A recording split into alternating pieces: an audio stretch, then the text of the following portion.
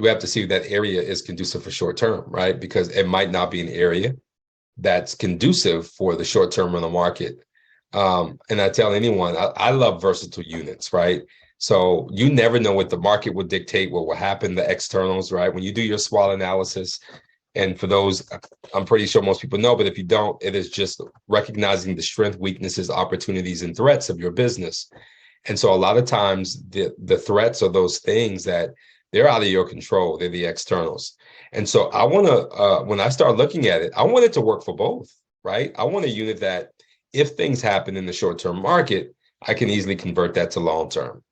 And so when you start looking at the two, I would definitely see where there's versatility, because maybe in that case, you can always change up.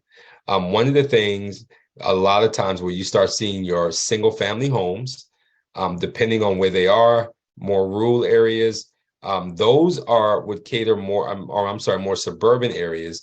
Those would cater more to the long-term market, unless you're next to some major attractions, right?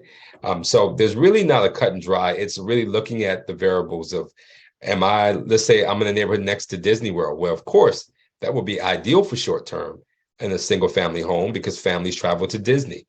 But if I'm in an area where the best places to be are in the city areas and more of your urban areas, then I would definitely consider the short-term rental side for that.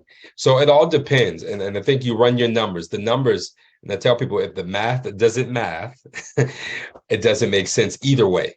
So the numbers definitely have to make sense for you to start exploring that. I'm not against long-term. I'm all about a diverse portfolio. So I would encourage somebody, if they could, to do both. But if you're starting out, I believe short-term rental arbitrage is the best way to get into the business.